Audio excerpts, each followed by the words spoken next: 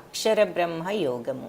గీత ISKCON Mangalore వారి 18 రోజుల గీతా క్లాస్లో 8వ అధ్యాయం అయినటువంటి అక్షర బ్రహ్మ యోగము అనే అధ్యాయం ఇది. అందరికీ స్వాగతం. ఓం అజ్ఞానతిమిరాంధస్య జ్ఞానాంజనశలాకయా చక్షురున్మిళితం యేన తస్మై శ్రీ గురవే నమః. నమో ఓం విష్ణుపాదాయ కృష్ణప్రేష్ఠాయ భూతలే శ్రీమతే భక్తివేదాంతస్వామి ఇతి నామినే. నమస్తే సారస్వతీ దేవి గౌరవాణి ప్రచారిణే నిర్విశేషశూన్యవాది పాశ్చాత్యదేశధారిణే. హే కృష్ణ కరుణా సింధో దీనబంధో జగత్పతే గోపేశ గోపికా కాంత రాధాకాంత నమోస్తుతే. తప్తకాంచన గౌరాంగీ రాధే బృందావనేశ్వరి వృషభానుసుతే దేవి ప్రణమామి హరిప్రియే. జయ శ్రీకృష్ణ చైతన్య ప్రభు నిత్యానంద శ్రీ అద్వైత గదాధర శ్రీవాసాది గౌరభక్త బృంద. హరే కృష్ణ కృష్ణ కృష్ణ హరే హరే, హరే రామ రామ రామ హరే హరే. హరే కృష్ణ. అక్షర బ్రహ్మయోగము అంటే ఏమిటి అంటే క్షర అంటే నాశనం అయ్యేది, అక్షర అంటే నాశనం లేనిది. సో అవ్యయుడు, ఖర్చు కానిది, నాశనం కానిది, అదే అర్థం. సో భగవంతుడు నిత్యుడు, శాశ్వతుడు, మార్పు లేనివాడు, అంతమనేది లేనివాడు, నిత్యమైన వాడు. కాబట్టి అక్షరము. అందరూ కూడా ఈ ప్రపంచంతో సహా ఎప్పుడోకప్పుడు విలీనం అవ్వాల్సిందే. భగవంతుడు అక్షరుడు, కానీ భగవంతుడు మాత్రం అక్షరుడు. అందుకని అక్షర బ్రహ్మయోగ అని ఈ చాప్టర్ పేరు. యోగా అంటే కనెక్షన్ విత్ గాడ్. ఆ అక్షర బ్రహ్మయోగ అని ఈ చాప్టర్కి పేరు. ఒక్కొక్క చాప్టర్కి ఒక్కొక్క యోగా అని పెట్టారు అని చూసుకున్నాము. సో అక్షర బ్రహ్మ యోగము, భగవంతుణ్ణి ఏ విధంగా పొందాలి, మోక్షము అనేది ఈ అధ్యాయంలో చెప్తారు. చూద్దాము. సో అధ్యాయంలో మొట్టమొదటిగా ఫస్ట్ 4 శ్లోకాస్లో అర్జునుడి ప్రశ్నలకు ఆన్సర్స్, అర్జునుడి ప్రశ్నలకు సమాధానం చెప్పడం జరుగుతుంది. తర్వాత ఈ 5 నుంచి 8 ఈ 3 శ్లోకాల్లో చివరి సమయంలో భగవంతుణ్ణి తలుచుకోవటం విషయం చెప్తారు లాస్ట్లో. మరి తర్వాత 9 నుంచి 13లో భగవంతుణ్ణి ఆ యోగ మిశ్రమ భక్తితో భగవంతుని తలుచుకోవటం అనేది. 14 నుంచి 16లో భక్తితో, శుద్ధ భక్తితో భగవంతుణ్ణి తలుచుకోవటం అనేది. 17 నుంచి 22లో ఈ భౌతిక ప్రపంచానికి ఆధ్యాత్మిక ప్రపంచానికి ఉన్న తేడా ఏమిటి అన్నది. మరి తర్వాత 23 నుంచి 28 వరకు శుద్ధ భక్తితో మనం ఎలా భగవంతుణ్ణి చేరుకోవచ్చు, ఎలా మోక్ష సాధన సాధ్యపడుతుంది అనేది అక్కడ లాస్ట్లో చెప్తారు. సో అంటే ఉన్న శ్లోకాలన్నిట్లో ఇవి, ఈ శ్లోకాల్లో పలానా శ్లోకాల్లో పలానది విషయం తెలుస్తోంది చెప్తారు అని ఇక్కడ మనం చూస్తున్నాం. సో నెక్స్ట్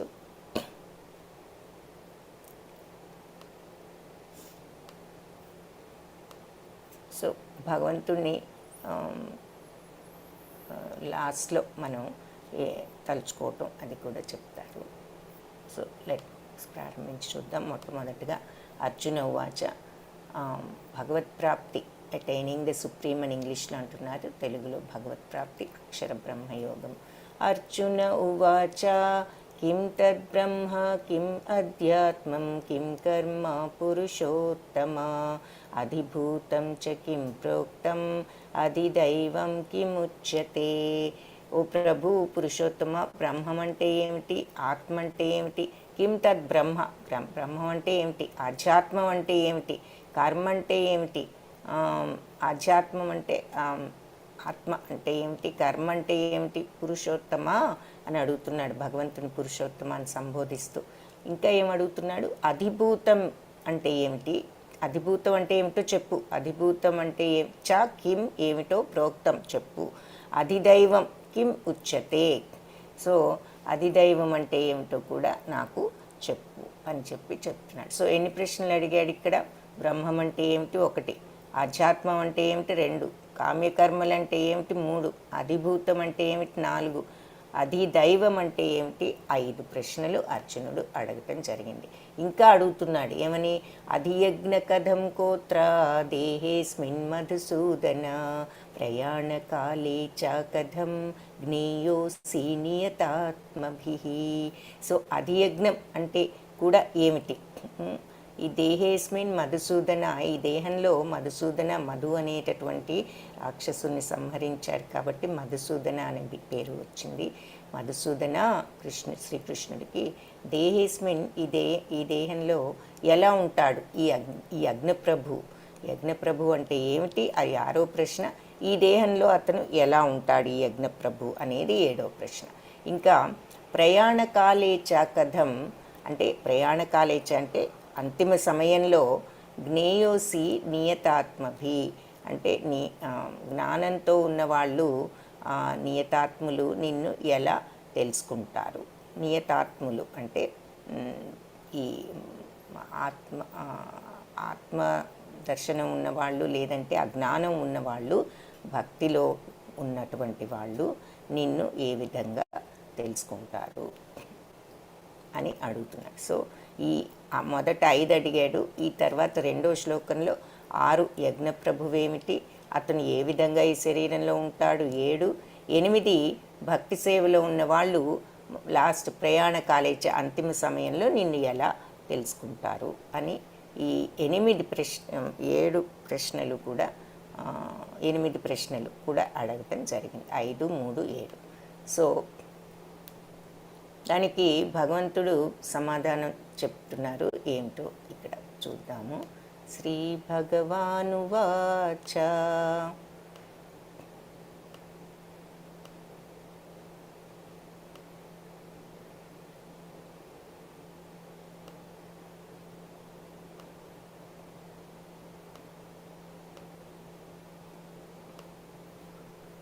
సో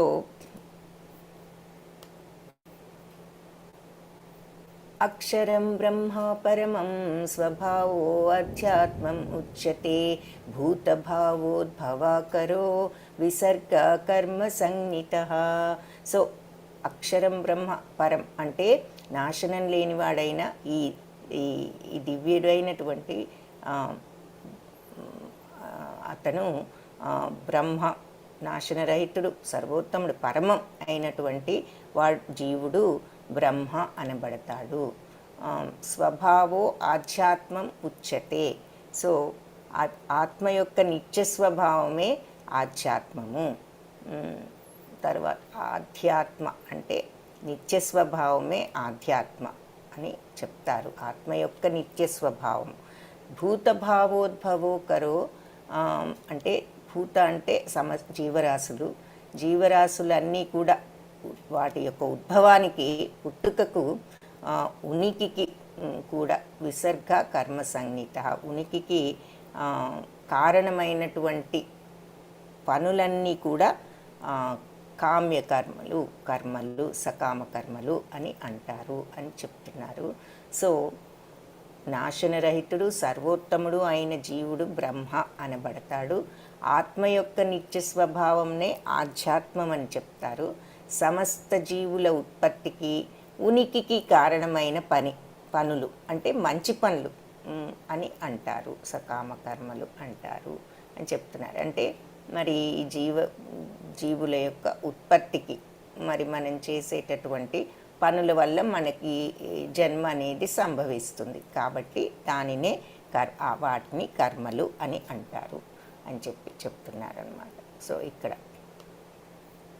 ఇంకా ఏమంటున్నారు, అధిభూతం క్షరో భావ పురుషశ్చాధిదైవతం అధియజ్ఞోహమేవాత్ర దేహే దేహభృతాంబర. సో ఇంకపోతే దేహదారులలో శ్రేష్ఠురా అర్జున, శరీరం లాంటి నిరంతరము మార్పు చెందే ఈ భౌతిక ప్రకృతినే అధిభూతము అని అంటారు. క్షరోభావ అంటే మార్పు చెందేది, నాశనం అయ్యేది, అది దానిని భౌతిక ప్రకృతి మారుతూ ఉండేది. శరీరం ఎలా అయితే మారుతూ ఉంటుందో ఈ ప్రకృతి కూడా మారుతూ ఉంటుందో, ఎప్పుడూ ఒకే రకంగా ఉండదు. దానినే అధిభూతం అంటారు ప్రకృతిని. పురుషశ్చాధిదైవతం. సో సూర్యచంద్రులు లాంటి సకల దేవతలను కలిగి ఉన్న భగవంతుణ్ణే మరి అధిదైవం అనేది, భగవంతుడి యొక్క విరాట్ స్వరూపమే అధిదైవం అని అంటారు. అధియజ్ఞం అంటే ఏమిటి అంటే మరి ప్రతి దేహంలో అంతర్యామి రూపంలో ఉండేటటువంటి పరమాత్మ రూపంలో ప్రతి ఒక్కరిలోనూ భగవంతుడు ఉన్నాడని మనం ఇంతకుముందే చూసాం. కాబట్టి అలా ప్రతి ఒక్కరిలో పరమాత్మ రూపంలో ఉన్న అంతర్యామియే అది యజ్ఞము అని చెప్పేసి ఇక్కడ చెప్తున్నారు.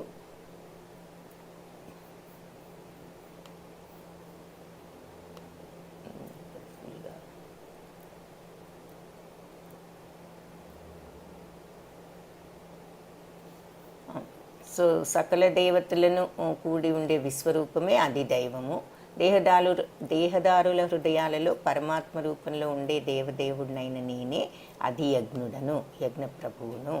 సో మార్పు చెందేది భౌతిక ప్రకృతి, మరి శరీరంలాగా దాన్నే అధిభూతం అంటారు. భగవంతుణ్ణి అధిదైవం, విశ్వరూపాన్ని, భగవంతుని యొక్క విరాట్ స్వరూపాన్ని అధిదైవం అంటారు. విరాట్ స్వరూపం ఏంటి అంటే ఏమిటి? సమస్త జగత్తు కూడా ఆయనలోనే ఉన్నది.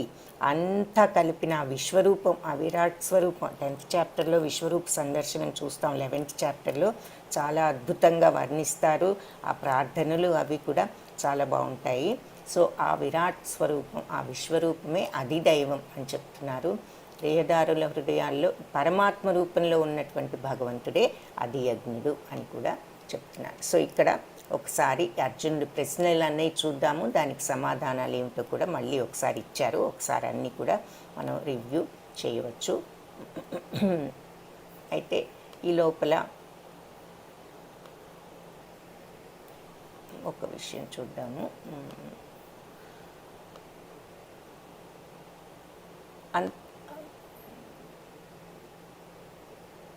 అంటే చాలా అంతిమ సమయంలో మనం ఏం చెయ్యాలి అనేది ఎవరికైనా ఐడియా ఉంటే దానికి ఆన్సర్కి జూమ్ చాట్లో టైప్ చేయండి. ఇక్కడ మనకు చెప్పాం కదా,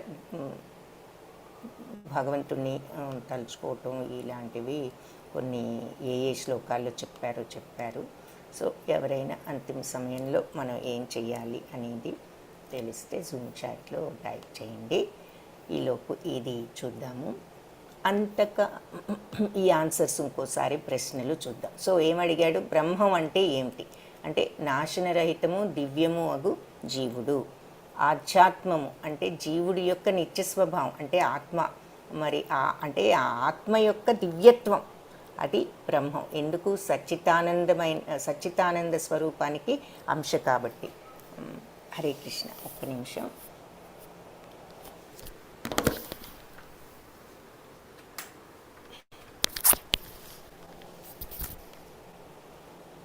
సో సచ్చితానంద అంశ కాబట్టి అలాంటి దివ్యమైనటువంటి నాశనరహితమైనటువంటి ఆ జీవుడు బ్రహ్మము. సో అది అర్థం చేసుకుంటే అదియే బ్రహ్మము. తర్వాత జీవుడి యొక్క నిత్య స్వభావం అంటే ఆ ఆత్మ యొక్క నిత్య స్వభావం అది ఆధ్యాత్మము. మరి నిత్యము అజో నిత్య శాశ్వతోయం పురాణం అని చెప్పుకున్నాం కదా. ఆత్మని అజో పుట్టుకలేనిది, నిత్యమైనది, శాశ్వతమైనది, పురాతనమైనది, భగవద్దంశ అయిన సచ్చితానంద స్వరూపమైన మన ఆత్మ. సో సో దాని యొక్క నిత్య స్వభావమే ఆధ్యాత్మం. అంటే దానిని తెలుసుకోవటము, దర్శించగలగటం, ఆ కోరిక అనే ముసుగు తొలగించి ఆత్మదర్శనం చేసుకోవటమే ఆధ్యాత్మికత్వం. అదే అందుకే ఆధ్యాత్మిక మార్గం అంటూ ఉంటాం. ఏమిటి ఆధ్యాత్మిక మార్గం అంటే ఇదే. మరి పూజలు పునస్కారాలు అని జనరల్గా మనం అనుకుంటాం. ఆధ్యాత్మిక పుస్తకాలు చదవటం ఇవన్నీ దేనికి? భగవన్ నామస్మరణ చేసుకోవాలి. ఈ మార్గంలో ఉన్నప్పుడు మనం ఆ కోరిక అనే దానిని తగ్గించుకుని, ఈ క్రోధము ఇవన్నిటినీ కూడా తగ్గించుకుని చివరకు ఆ ఆత్మదర్శనానికి సిద్ధపడగలుగుతాము. అది దాని యొక్క నిత్య స్వభావమే ఆధ్యాత్మము. సో ఆన్సర్స్: ఫస్ట్ బ్రహ్మము అంటే నాశనరహితమైన జీవుడు, ఆధ్యాత్మం అంటే ఆత్మ యొక్క నిత్య స్వభావము, కర్మ దేహోద్భవానికి సంబంధించినటువంటి కార్యము. అంటే మన శరీరం ఇలా మనం పుట్టడానికి ఏ పనులు కారణమైనయో మన జన్మకు, ఆ పనులన్నిటినీ కర్మలు అంటారు. ఇప్పుడు చేసే కర్మలన్నీ మళ్ళీ నెక్స్ట్ జన్మ ఎలా ఉంటుందో డిసైడ్ చేస్తాయి. కాబట్టి వాటినే కర్మలు అంటారు. మరి అధిభూతం అంటే ఏమిటి అంటే భౌతిక ప్రకృతి. మన చుట్టూ ఉన్న ఈ భౌతిక ప్రకృతి అధిభూతం. అధిదైవం అంటే సర్వదేవతలను కూడి ఉన్న భగవంతుడి విరాట్ స్వరూపం, విశ్వరూపం. అధియజ్ఞం అంటే యజ్ఞప్రభు. ఎవరు? పరమాత్మ. ఆయనే యజ్ఞప్రభు. అందుకే మరి ఏ యజ్ఞం చేసినా విష్ణు కోసం చేయి, భగవంతుడి కోసం అంటాం అని చేస్తాము. సో అధియజ్ఞ అంటే యజ్ఞప్రభు పరమాత్మయే. అధియజ్ఞం ఈ పరమాత్మ ఎక్కడ ఉంటారు అంటే అందరి హృదయాలలో ఉంటారు. మరి అంతిమ సమయంలో కృష్ణుణ్ణి ఎలా స్మరించాలి అంటే మరి స్మరణాన్ని జీవితకాలం అభ్యాసం చేయటం ద్వారా అని చెప్తున్నారు. సో మన ప్రశ్న ఏమిటి అంటే అంతిమ సమయంలో మనం ఏం చేయాలి అని అడిగాం. ఏ రకంగా మనం what should we do at the time of death అంటే చివరి సమయంలో, అంతిమ సమయంలో ఏం చేయాలి అంటే లీలా విశ్వనాథ్ గారు కృష్ణ మంత్రం జపించాలి. Very good. నామస్మరణ శ్రీమాతాజీ వెరీ గుడ్. నిర్మలా మాతాజీ భగవాన్ నామస్మరణం వెరీ గుడ్. కళ్యాణి మాతాజీ భగవంతుడి నామస్మరణ వెరీ గుడ్. అల్లూరి చంద్ర ప్రభుజీ కూడా భగవన్ నామస్మరణ వెరీ గుడ్. అందరూ కరెక్ట్ ఆన్సర్ చెప్పారు. సో మనము భగవంతుడిని చివరిలో స్మరించాలి. నిన్న కూడా చూసాము భీష్మ పితామహుడు చివరిలో విష్ణు సహస్రనామం జపిస్తూ ఆయన అంతిమ నిమిషాలు గడిపారని. సో అది ఇక్కడ మళ్ళీ మనకు అంతిమ సమయంలో భగవంతుడిని ఎలా స్మరించాలి, అయితే ఎలా అంతిమ సమయంలో మనం స్మరించాలి మరి అని గనక మనకు ఒక ప్రశ్న అనేది వచ్చినట్లయితే మరి ఎప్పుడు కూడా ఆ నిత్యము ఆ స్మరణలో ఉంటేనే మనకు అంతిమ సమయంలో కూడా మనకు అది సాధ్యపడుతుంది. అంతిమ సమయం ఎవరికి ఎప్పుడో ఎవరికి తెలియదు కాబట్టి ఈ సాధనలో ఉన్నప్పుడు అది మనకు ఎప్పుడు నోట్లో మనసులో ఉంటూ ఉంటుంది కాబట్టి అది ఈజీగా సాధ్యపడుతుంది. అంతకాళీ చ మామేవ స్మరన్ముక్త్వా కళేవరం యః ప్రయాతి సమద్భావం యాతి నాస్త్యత్ర సంశయః. అంతకాలే చ మామేవ చివరిలో కేవలం నన్నే స్మరన్ముక్త్వా కళేవరం స్మరిస్తూ వదిలితే ఈ కళేవరాన్ని, ఈ శరీరాన్ని, యః ప్రయాతి సమద్భావం వాళ్ళు అప్పుడు నా యొక్క భావాన్ని వాళ్ళు పొందుతారు. యాతి నాస్త్యత్ర అసంశయః ఇందులో సంశయం అనేదే లేదు అని సందేహమే లేదు అని చెప్తున్నారు. సో చివరి సమయంలో నన్నే స్మరిస్తూ శరీరాన్ని విడిచిపెట్టిన వాళ్ళు తప్పకుండా నా భావాన్ని పొందుతారు. ఇందులో సందేహం లేదు. యః ప్రయాతి సమద్భావం వాళ్లకు వస్తుంది అతనికి నా యొక్క మద్భావం, నా భావము అంటే నా భావాన్ని పొందుతారు. అంటే ఆ మోక్షాన్ని, సచ్చిత్ ఆనందం ఇచ్చేటటువంటి మోక్షాన్ని. సో అది పొందితే ఇక భగవంతుడు మళ్ళీ మనకు ఈ జనన మరణ చక్రంలో ప్రవేశించవలసిన అవసరం ఉండదు, విముక్తి వస్తుంది. సో ఎవరైతే నన్ను చివరిలో స్మరిస్తూ ఈ శరీరాన్ని విడిచిపెడతారో నా భావాన్ని పొందుతారు. ఇందులో సందేహం లేదు.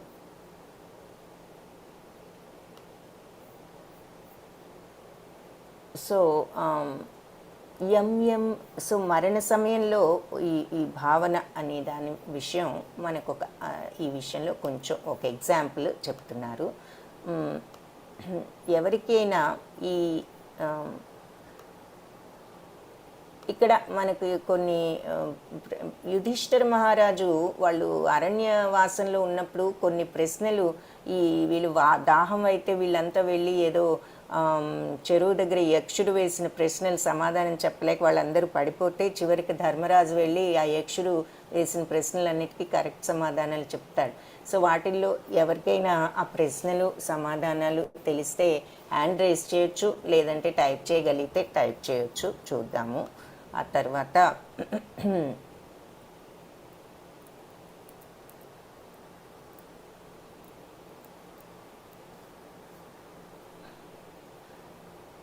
మాతాజీ ఏం క్వశ్చన్ అడిగారు మాతాజీ? ఆన్సర్ చేయమని వినలేదు. ఎవరికైనా అంటే ఇది చాలా చాలా ప్రశ్నలు ఉన్నాయి. సో ఎవరికైనా అది తెలిస్తే హ్యాండ్ రేస్ చేయండి, ఒక ఫ్యూ చూద్దాము. లేదంటే టైప్ చేయగలిగితే టైప్ చేయండి. ఓకే, వెరీ గుడ్, ఇద్దరు హ్యాండ్ రేస్ చేశారు, చూద్దాం. చెప్పండి. హరే కృష్ణ. విఠల్ ప్రభుజీ అన్మ్యూట్ చేసుకొని చెప్పచ్చు. విఠల్ ప్రభుజీ చెప్పండి. హ్యాండ్ రేస్ చేశారు. అన్నిటికన్నా వేగంగా వెళ్ళేది ఏంటిది? మీరు చెప్తారా? అన్నిటికన్నా వేగంగా వెళ్ళేది ఏంటిది అన్నిటికన్నా?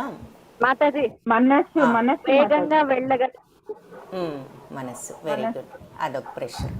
Very good. సో తర్వాత భారాన్ని మోసేది ఎవరు? ఓపికగా సహనంతో ఉన్న వాళ్ళు ఎవరు అని. గాడిద. భూమి తర్వాత భారాన్ని భూమి తర్వాత కాదండి, అదే భూమి తర్వాత సహనంగా మోయగలిగినటువంటి వాళ్ళు ఎవరు అని తల్లి. అడుగుతారు.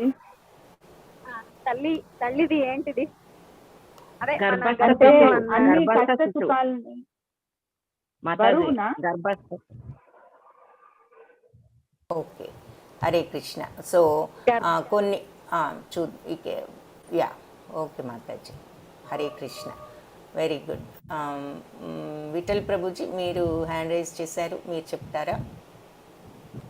సూర్యుని చెయ్యేది ఏది అంటే ధర్మం అండి. అండ్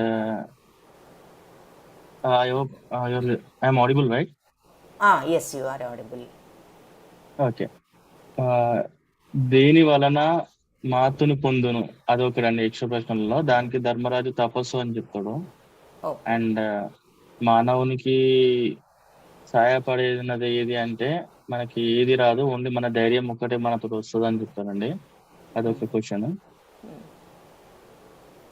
అండ్ మానవుడు మనుషుడు ఎట్లా అవుతాడంటే మృత్యు భయం వలన, అంటే మనం చనిపోతామని మనకు భయం ఉంటుంది కాబట్టి మానవుడు మనుషుడు ఎట్లా అవుతాడని.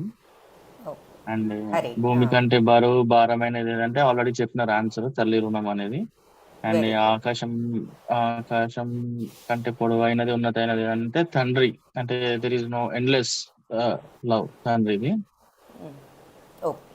హరే కృష్ణ ప్రభుజీ, ధన్యవాదాలు. Very good. చాలా ప్రశ్నలు ఉన్నాయి, అందుకని కొన్ని చూద్దాము, బట్ కొన్ని చెప్పారు. Very good. ఇక్కడ మనకి చాట్లో కూడా మరి చెప్పారు. అల్లూరు చందు ప్రభుజీ, సుధాకర్ రెడ్డి ప్రభుజీ, కాంతి అని చెప్తున్నారు. Alluri Chand Ravikumar Prabhuji, what is the most wonderful thing in world అంటే తల్లి గర్భం అని చెప్తున్నారు. లీలా Vishwanath Prabhuji, womb of the mother అని చెప్పారు. వెరీ గుడ్, ధన్యవాదాలు. సో ఈ ప్రశ్నలు కొన్ని అంటే మనకు మన ఆలోచన విధానం కొంత మనకు తెలుసుకోవటానికి, ధర్మ మార్గంలో ఆలోచించే యుధిష్ఠిరుడు ఇచ్చేటటువంటి ప్రశ్నలు ఏమిటి అన్నది బాగా, అంటే భూమి కంటే కూడా ముఖ్యమైనది ఏది అంటే తల్లి అని చెప్పారు. మరి స్వర్గానికంటే కూడా ఎత్తైనది ఏది అంటే మరి తండ్రి అన్నారు. మరి గాలి కంటే కూడా వేగమైనది ఏది అంటే మనస్సు. మరి ఈ గడ్డి కంటే కూడా ఎక్కువ ఒత్తుగా ఉండేది ఏదంటే మనసులో ఆలోచనలు. అలా కొన్ని ప్రశ్నలు చెప్పారనమాట. అన్నిటికంటే మనకు కావలసిన, మనకు ఏది ఉంటే మనకి హైయెస్ట్ వాల్యూ ఉంటుంది అంటే జ్ఞానము. ఒక్క నిమిషం ఇక్కడ,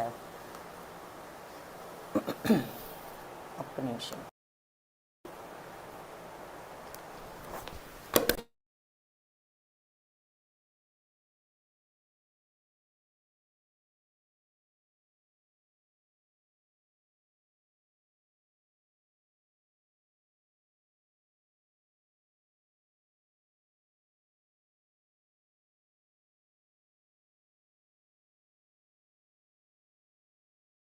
ఈ విధంగా కొన్ని మంచి సమాధానాలు, అన్నింటికంటే ఎక్కువ సంతోషాన్ని ఇచ్చేది ఏది అంటే తృప్తి. ఇలాంటివి మరి అన్నిటికంటే ఏది వదులుకుంటే మనము సంపన్నులం అవుతాం అంటే కోరిక ఉన్నంత వరకు ఎంత ఉన్నా ఏదో లేనట్లే ఉంటుంది. కోరికలు లేనప్పుడే మనం, కోరికలు లేనివాడే సంపన్నుడు అనే మాట మనం కూడా వింటూ ఉంటాము. మనం ఆలోచించకుండా కూడా వదిలిపెట్టవలసిన విషయం ఏమిటి అంటే మన కోపం. అంటే ఈజీగా వదిలివేయవలసిన విషయం ఏమిటి అంటే కోపాన్ని. సంతోషం కావాలి అంటే ఏది వదులుకోవాలి అంటే మరి మోహం, లేదంటే దురాశ, గ్రీడ్ అని ఇంగ్లీష్లో అంటాం. సో ఇలా కొన్ని విషయాలు మనం ఇప్పుడు చదివేవి అక్కడ మనం ధర్మరాజు ఆన్సర్స్లో కూడా మనం చూడవచ్చు. పోతే ఎవరికి అయినా ఈ భరత మహాముని యొక్క స్టోరీ ఎవరికైనా తెలిస్తే హ్యాండ్ రైజ్ చేయండి.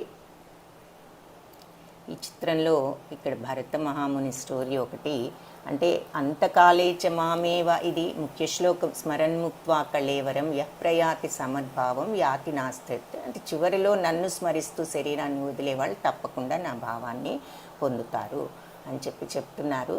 ఈ భరత మహాముని యొక్క స్టోరీ ఏంటి అనేది ఎవరైనా చెప్పగలరా? హరే కృష్ణ.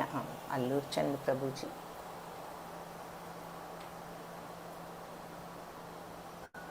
హరే కృష్ణ ప్రభుజీ. హరే కృష్ణ.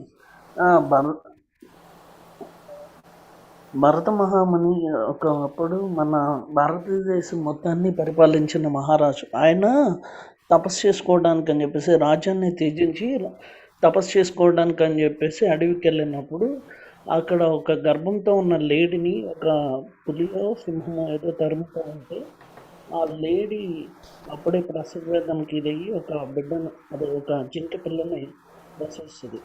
అప్పుడు ఆయన ఆ జింక పిల్ల మోహంలో పడి ఆ జింక పిల్లని రోజు దానికి తీసుకొచ్చి గడ్డి పెట్టడం చేస్తూ ఆయన రాజ్యాన్ని అన్ని వదిలించి తపస్సు చేసుకుందాం అనుకున్న ఆయన చివరిగా జింక మాయలో పడిపోయి చనిపోయే ముందు కూడా జింక పిల్లనే తలుచుకుంటా ప్రాణాలు వదిలిపెడతారు. Very good. తర్వాత ఆయన జింక రూపంలో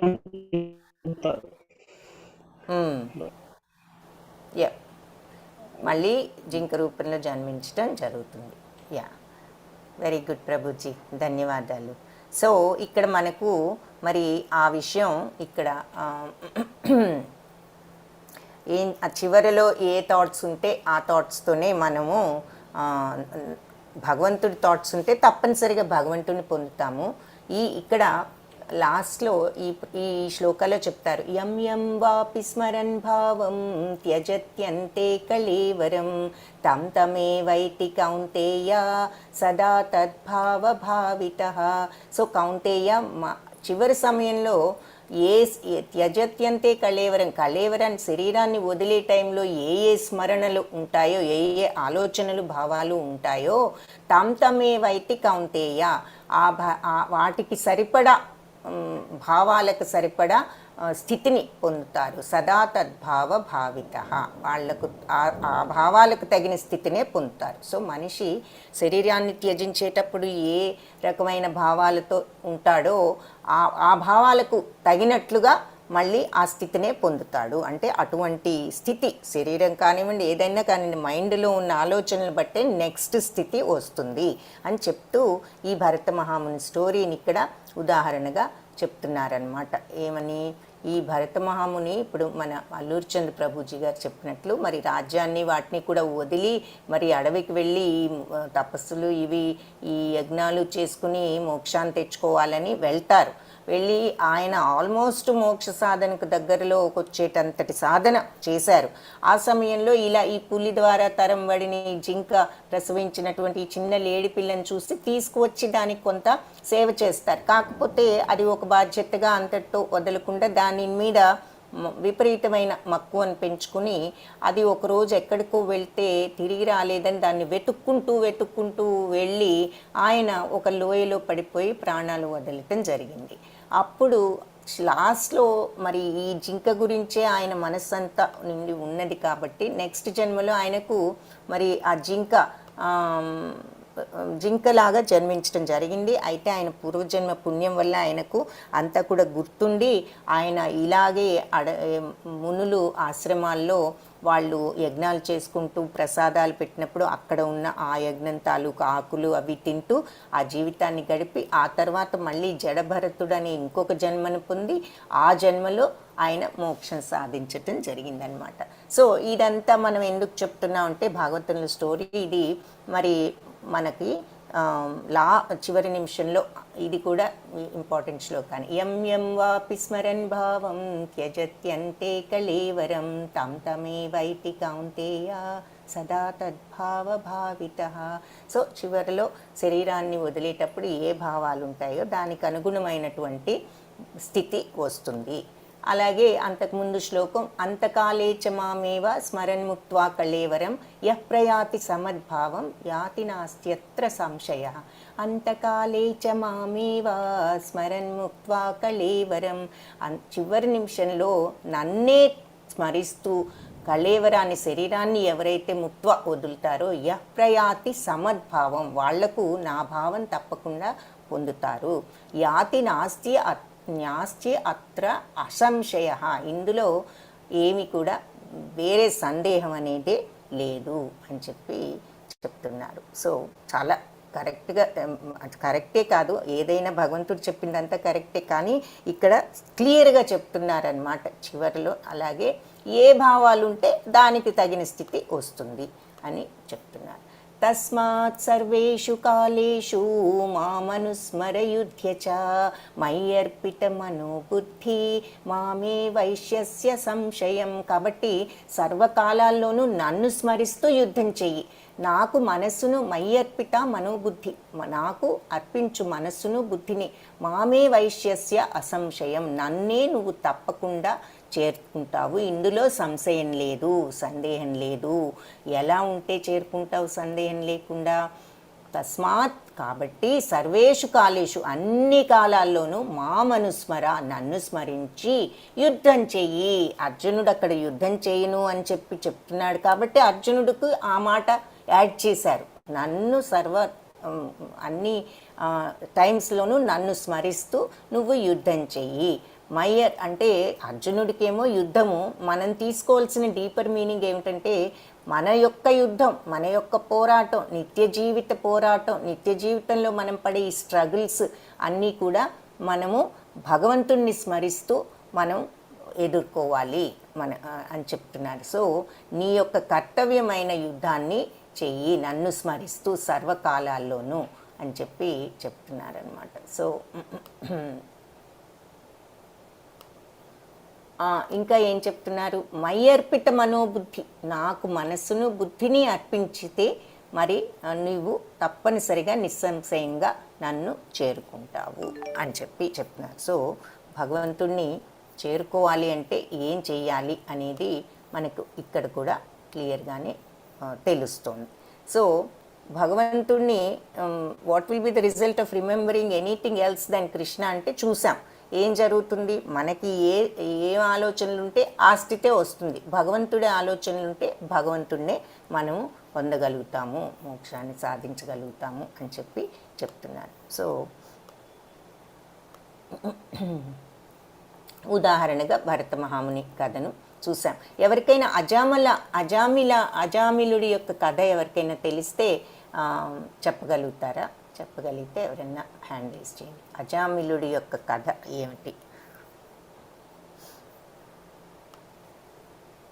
అజామిలుడి కథ ఏమిటి ఎవరైనా చెప్పగలరా? ఓకే, హరే కృష్ణ. అల్లూర్ చంద్ ప్రభుజీ చెప్పండి.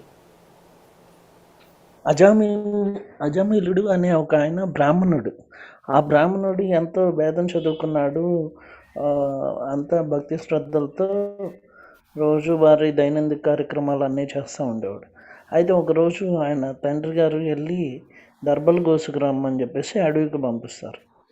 అడవికి పంపిస్తే అక్కడ ఒక స్త్రీ పురుషులు అంటే ఒక ఆటవిక స్త్రీ అనుకోవచ్చు, అతను ఇంకో అతను, ఆ అటవిక స్త్రీ, ఒక బోయవాడు, ఇద్దరు కలిసి కామక్రీడలో ఉండంగా అది చూస్తాడు. ఆయన కామానికి వశమైపోతాడు.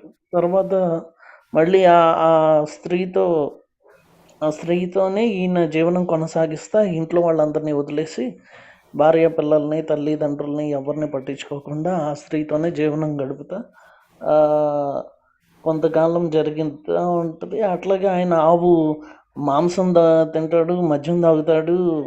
అట్లా పాప జీవనంలోనే కొనసాగిపోతూ ఉంటాడు. 9 మంది పిల్లలు అట్లా పుట్టిన తర్వాత ఒక పిల్లవాడికి మాత్రం నారాయణ అనే పేరు పెడతాడు.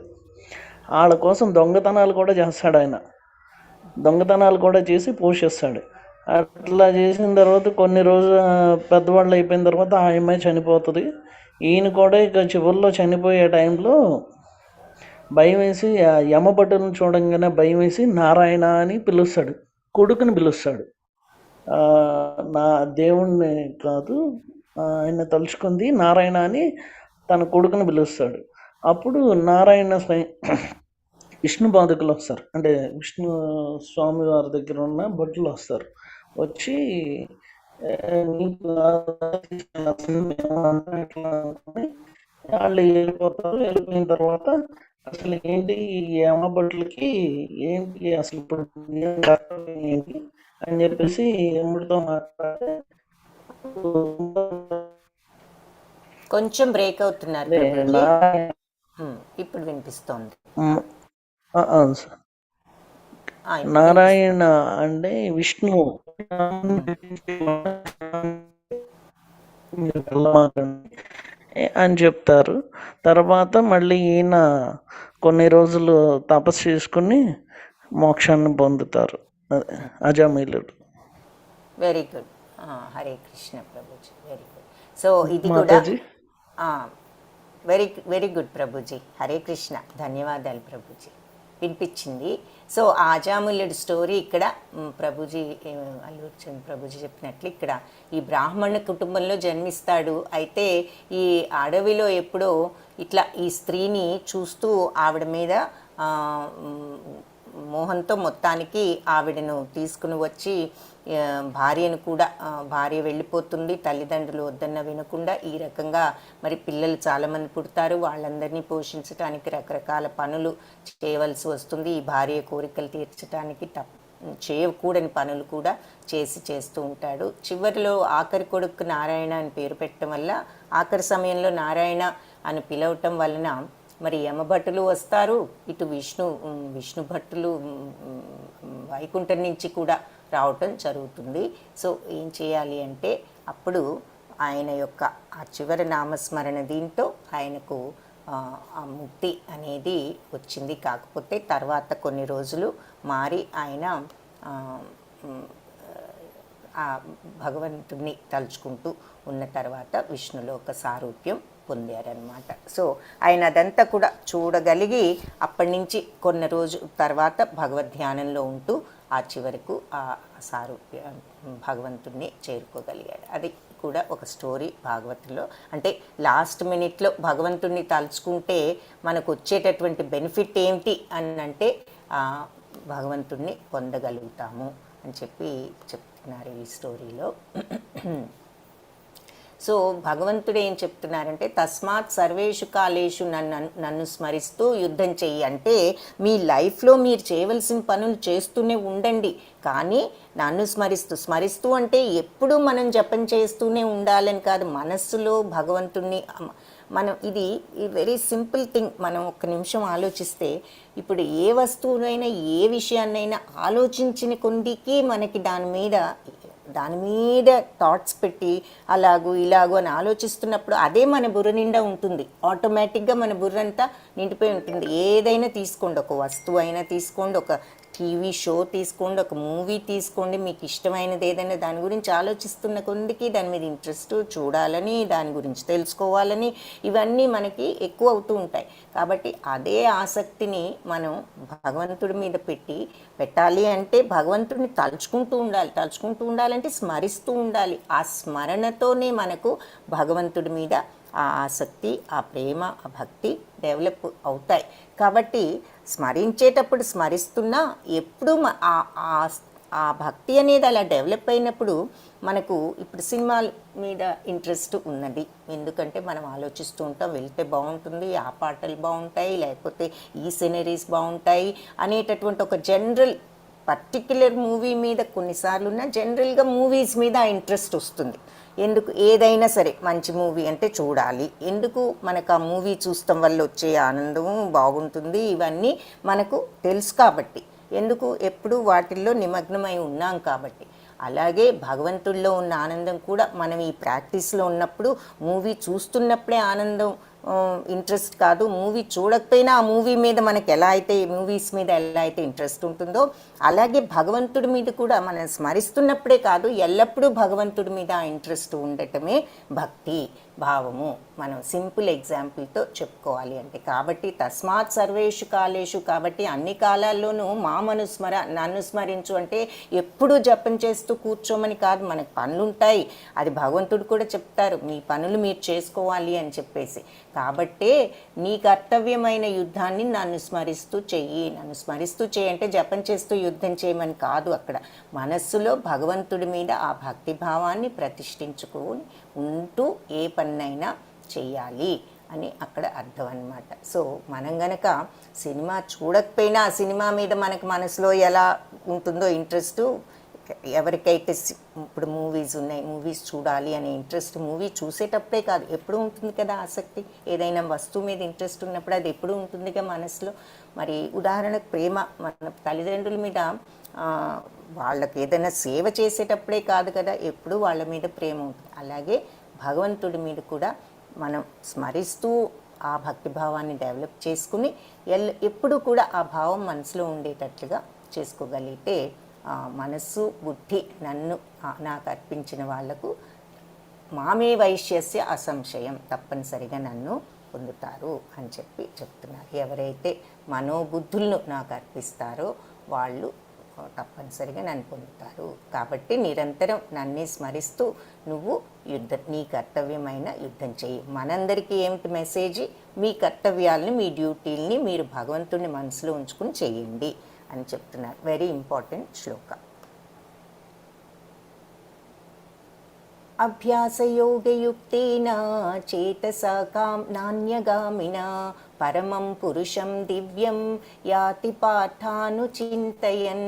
సో పార్థ, ఎప్పుడు కూడా ఈ అభ్యాస యోగంలో యుక్తుడివై ఉంటూ నువ్వు ఆ మార్గం నుంచి తప్పుకోకుండా ఉంటే గనక నువ్వు నన్ను పరమం పురుషం దివ్యం, నన్ను పరమపురుషుడిగా దివ్యమైన వాడిగా నువ్వు ధ్యానిస్తూ ఉన్నట్లయితే యాతి పార్థాను చింతయన్, తప్పనిసరిగా నన్ను చేరుకుంటావు అంటే ఇంకా కంటిన్యూషన్ చేస్తున్నారనమాట. భగవంతుణ్ణి అనుభూతి చెందాలి, భక్తిభావం ఆ భక్తి మార్గంలోకి వెళ్ళాలి అంటే ఏం చెయ్యాలి అన్నది. సో ఇక్కడ చెప్పారు, ఎప్పుడూ భగవంతుని మనసులో ఉంచుకుని మనోబుద్ధులు నాకు అర్పిస్తూ ఉంటే నువ్వు చేరుకుంటావు. అలాగే ఈ అభ్యాస యోగంలో ఇలాంటి సాధనలో గనుక నువ్వు యుక్తుడు అయ్యి అన్ని పనులు చేస్తూ ఉండి నన్ను పరమపురుషుడిగా దివ్యమైన వాడినిగా ధ్యానిస్తూ ఉంటే నువ్వు తప్పనిసరిగా నన్ను చేరుకుంటావు అని చెప్తున్నారు. సో ఇక్కడ అంటే ఉదాహరణగా ఈ భక్తులందరినీ చూపిస్తున్నారు. కీర్తనలు, స్మరణలు, తద్వారా భగవంతుణ్ణి మనసులో ప్రతిష్ఠించుకోగలగటం, ఆయన పట్ల ఆసక్తి పెంచుకోవటం, ఆయన పట్ల ప్రేమ పెంచుకోవటం, ఆయన పట్ల భక్తి పెంచుకోవటం.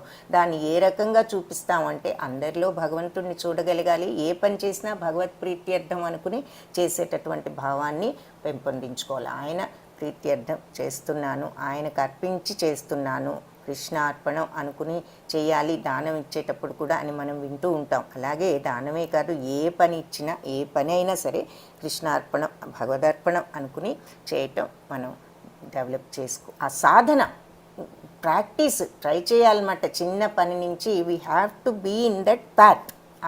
అది నిత్య జీవితంలో ప్రతిదీ మనం అన్వయించుకుని ఆ రకంగా ప్రాక్టీస్ మొదలు పెడితే కొంతకాలానికి మనకు అది కొంతన్నా ఆ మార్గంలో ఉండగలుగుతాం. ఇప్పుడు సడన్ టెస్ట్ వచ్చిందనుకోండి, మరి మనకి సడన్గా ఎవరైనా క్లాస్లో ఉన్నాము, సడన్గా ఎగ్జామ్ పెడితే మనకు ఆన్సర్స్ ఎలా తెలుస్తాయి?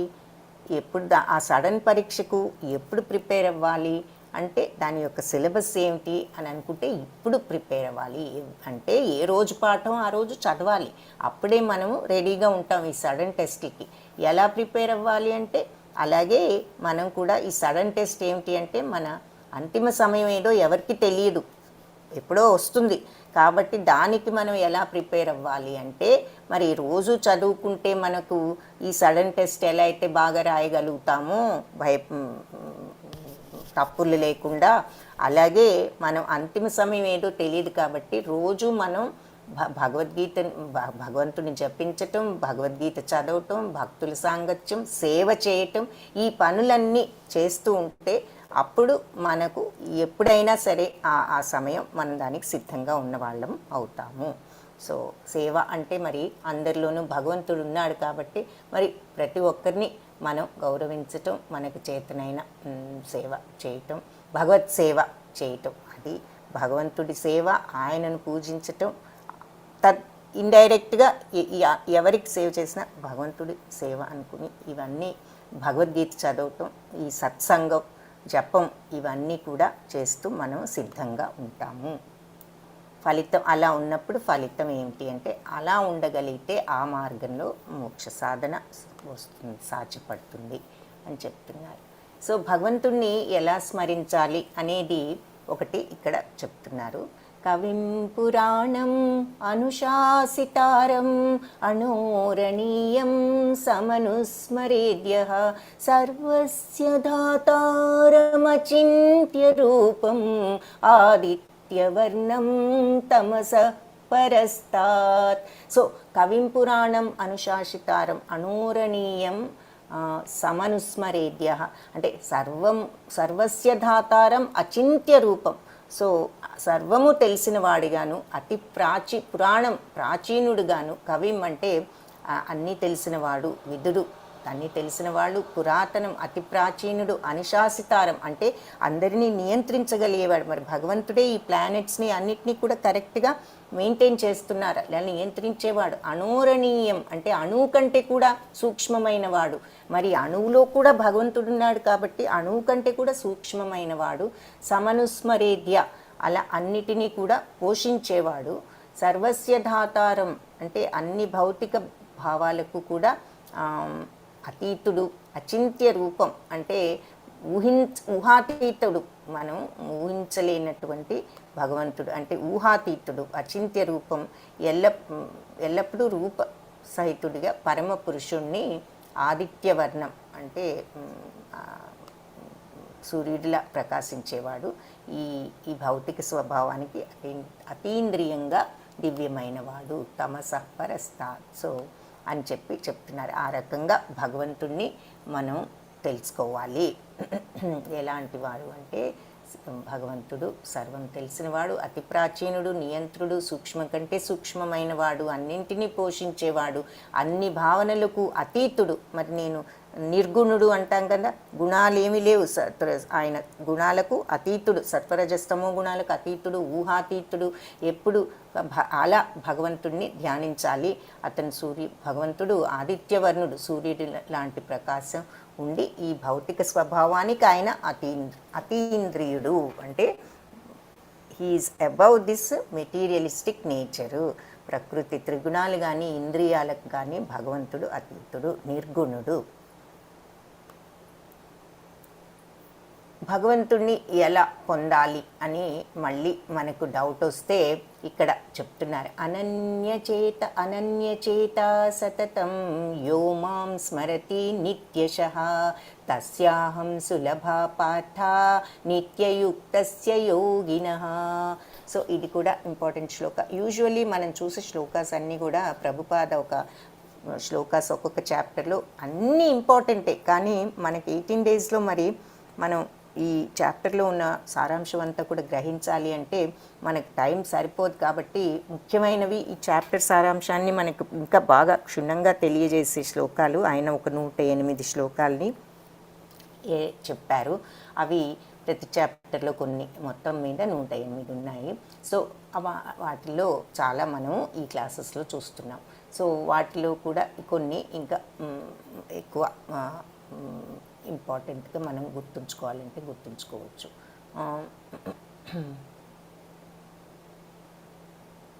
హరే కృష్ణ. కళ్యాణి మాతాజీ ఉన్నారా మాతాజీ? చెప్పండి మాతాజీ. హరే కృష్ణ. మనం రోజు యూట్యూబ్ లింక్ పెడుతున్నాము, కానీ రవికుమార్ ప్రభుజీ చాట్ బాక్స్లో మెసేజ్ పెట్టారు, అంటే యూట్యూబ్ రికార్డింగ్ ఇవ్వమని. రోజు పెడుతున్నాం ప్రభుజీ, మీరు అడిగేది ప్లేలిస్ట్ అయితే చెప్పండి, ప్లేలిస్ట్ పంపిస్తాము. ఓకే, ప్లేలిస్ట్ అయితే వరుసనే అన్ని రికార్డింగ్స్ కనిపిస్తాయి, సో అన్ని ఏదైనా ప్లే చేసుకోవచ్చు. బట్ ఏ రోజు రికార్డింగ్ ఆ రోజు వాట్సాప్ గ్రూప్లో ఉంటుంది, చూడండి. సో మీరు ప్లేలిస్ట్ మీకు కావాల్సిందైతే ఆ విషయం చెప్పండి, అప్పుడు అది పంపిస్తాము. తర్వాత ప్లేలిస్ట్ అడుగుతున్నారు. ఓకే మాతాజీ, ప్లేలిస్ట్ పంపిస్తాను, మీరు పోస్ట్ చేద్దరు కానీ. Okay, Hare Krishna. Hare Krishna. Youth group వాళ్ళు ఎవరైనా ఉంటే 25 years లోపు వాళ్ళు దయచేసి హ్యాండ్ రైజ్ చేయండి. ఈరోజు ఎంతమంది ఉన్నారు కౌంట్ చూద్దాము. హరే కృష్ణ. ఈ 1 or 2 శ్లోకాస్ అయిన తర్వాత కౌంట్ చెక్ చేద్దాము. హరే కృష్ణ. అనన్యచేత సతతం. సో అనన్యచేత సతతం, సో క్రమం తప్పకుండా సతతం నిత్యము రోజు యోమాం స్మరతి నిత్యశః, ఎవరైతే నన్ను స్మరిస్తూ ఉంటారో నిత్యము, తస్యాహం సులభ పార్థ, వాళ్లకు నేను సులభంగా దొరుకుతాను పార్థ. అర్జున నిత్యయుక్తస్య యోగిన, ఈ రకంగా వాళ్ళు నిత్యము ఈ యోగంలో స్థితులై ఉన్నవాళ్ళు. ఏ యోగము? ఎప్పుడు కూడా నన్ను స్మరిస్తూ ఉండేటటువంటి ఈ యోగంలో అని చెప్తున్నారు. ఎవరైతే క్రమం తప్పకుండా నిరంతరం నన్ను స్మరిస్తూ ఉంటారో వాళ్ళ యొక్క ఈ నిత్యము అందులో యుక్తులై ఉన్న ఆ యోగులు నేను వాళ్ళ స్థిరమైన భక్తి సేవ కారణంగా నేను తస్య అహం, వాళ్లకు నేను సులభ ఈజీగా దొరుకుతాను పార్థ అని చెప్తున్నారనమాట. సో అది ఈ శ్లోక మీనింగ్. సో భగవంతుడిని ఎలా చేరుకోవాలంటే ఆన్సర్ చాలా సింపుల్గా ఉంది, సాధన మనం ప్రాక్టీస్ చేయాలి. ఏమిటి ఆన్సరు భగవంతుని అంటే, ఎవరైతే అనన్యచేత సతతం ఎప్పుడు యోమాం, ఎవరైతే నన్ను స్మరతి నిత్యశః, నిత్యము నన్ను క్రమం తప్పకుండా స్మరించే వాళ్లకు, నిత్యయుక్తస్య యోగినః అంటే ఒకరోజు చేసి ఒకరోజు చేయకపోవటం కాదు, ఈ యోగంలో నిత్యము యుక్తులై ఉన్న వాళ్లకు అని చెప్తున్నారంటే ఎప్పుడు స్మరించటం, యాక్చువల్ స్మరణ, ఆ తరువాత ఆ మనస్సులో ఆ భక్తిభావంతో భగవంతుణ్ణి స్థిరపరచుకుని ఉండగలుగుతాం. అది ఎలా కలుగుతుంది అంటే, మరి భగవంతుణ్ణి స్మరిస్తూ ఉంటేనే అది మనకు తలుచుకుంటూ ఉంటే దేని మీద అయితే ఎలా అయితే ఇంట్రెస్ట్స్ పెరుగుతాయో భగవంతుడి విషయం కూడా అంతే. మైండ్ యొక్క మన స్వభావం యొక్క క్యారెక్టరిస్టిక్ అదనమాట. అందుకని అది భగవద్గీతలోనే భగవంతుడు చెప్తారు, ఆలోచించిన కొందికి ఇంట్రెస్ట్ పెరుగుతుంది, ఇంట్రెస్ట్ పెరిగితే డిజైర్ పెరుగుతుంది, డిజైర్ పెరిగితే మరి కోపం వస్తుంది, కోపం వస్తే బుద్ధినాశనం అవుతుంది, మతి భ్రమిస్తుంది, మతి భ్రమిస్తే బుద్ధినాశనం అవుతుంది, బుద్ధినాశనం అయితే మనిషి నాశనం అవుతాడు అన్నది మనం చూస్తాము. కాబట్టి ఆ ఆసక్తిని భౌతిక విషయాల మీద కాకుండా మనం భగవంతుడి మీద పెట్టినట్లయితే మనకు పెట్టవలసిన బాధ్యత ఒక రకంగా మన మీద ఉన్నది. మానవ జన్మకు అర్థమే అది. మిగిలిన జన్మల్లో అది అంత ఈజీగా సాధ్యపడదు, మానవ జన్మలోనే అది సాధ్యపడుతుంది. కాబట్టి మనకు వచ్చిన ఈ మానవ జన్మను మనము ఈ సాధనలో పెట్టి ఉపయోగపరచుకోవటానికి ప్రయత్నించాలి అని చెప్తున్నారు ఇక్కడ. తర్వాత ఆ భక్తి అనన్యచేత సతతం ఎప్పుడు భగవంతుడి మీద ఆ స్థితుడిని, భగవంతుడిని మనసులో స్థితిపరచుకోవాలి అన్నదానికి ఎగ్జాంపుల్స్గా ఇక్కడ కుచేలుడిని కూడా చూపిస్తున్నారు. కుచేలుడి స్టోరీ చాలామందికి తెలిసే ఉంటుంది. అది మరి ఆయన ఎంతో చిన్నప్పటి నుంచి స్నేహితులు, వాళ్ళిద్దరూ కూడా బలరామకృష్ణుల్లాగా కుచేలుడు కూడా సాందీపని ముని యొక్క ఆశ్రమంలో చదువుకున్నారు. మరి భగవంతుడికి అన్నీ తెలిసినా కూడా గురువు దగ్గర అభ్యాసం ఏమిటి అంటే అది మనందరికీ కూడా ఒక ఉదాహరణ. మరి సరి అయిన గురువు దగ్గర మనం నేర్చుకోవటం అనేది అవసరం ఎవరైనా అనేది చెప్పడానికని చెప్తారు. బట్ భగవంతుడు ఒక్కొక్క కళను ఒక్కొక్క రోజులో 64 రోజుల్లో పూర్తి చేయటం అని కూడా చెప్తారు. సో అది ఇక్కడ చూపిస్తున్నారు. మరి కుచేలుడు పెద్ద అయిన తర్వాత ఆయన దారిద్ర్యంలో ఉంటే భార్య యొక్క ప్రోద్బలంతో వెళ్ళటము, మరి ఆ తర్వాత భగవంతుడు మరి ఆయన్ను ఎంతగానో రుక్మిణీదేవితో సహా మర్యాద చేసి చివరికి కాళ్ళు కడిగి అవన్నీ కూడా చేసి ఆయన అడగకుండానే, ఆయన భక్తుడు కాబట్టి నోరు తెరిచి నేను ఇందుకు వచ్చాను, నాకు నేను ఇంత దారిద్ర్యం ఉంది, తినటానికి కూడా లేదు నాకు, నా పిల్లలకు భార్యకు అన్న మాట ఆయన చెప్పలేదు. ఎందుకు? భగవంతుడిని చూస్తేనే చాలు, ఆయన దర్శనమే నాకు తృప్తి అని అనుకున్నాడు. కానీ ఆయన నోరు తెరిచి అడగవలసిన అవసరం రాకుండానే ఆయనకు కావాల్సినవన్నీ కూడా భగవంతుడు ప్రసాదించారు అని మనందరికీ కూడా ఈ స్టోరీ తెలుసు. సో భగవంతుడిని పొందాలి అనుకుంటున్నాం. ఎందుకు పొందాలి అనే ప్రశ్న వస్తే దానికి అలాంటి డౌట్కి ఇక్కడ మనకు ఆన్సర్ చెప్తున్నారు ఈ శ్లోకాలు.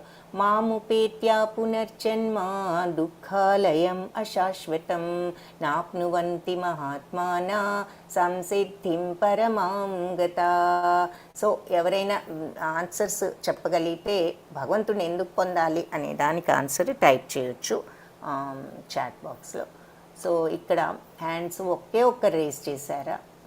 ఇద్దరు రేస్ చేశారు, మాతాజీ, అరవింద ప్రభుజీ. ఇంకెవరైనా ఉన్నారా? ఈ లోపు మీరు చాట్ బాక్స్లో భగవంతుడిని ఎందుకు పొందాలి అనే విషయం ఎవరైనా, అంటే భగవంతుడిని పొందితే మనకు వచ్చేది ఏమిటి,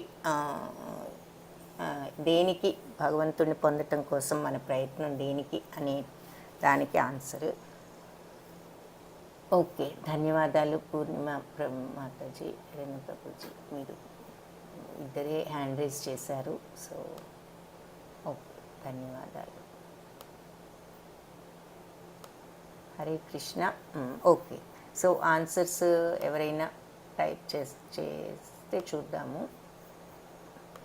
లేదంటే ఇక్కడ ఏం చెప్తున్నారు? మాముపేత్య పునర్జన్మ దుఃఖాలయం అశాశ్వతం. నన్ను పొందితే ఈ పునర్జన్మ అనేది నాప్నువంతి మహాత్మాన ఉండదు.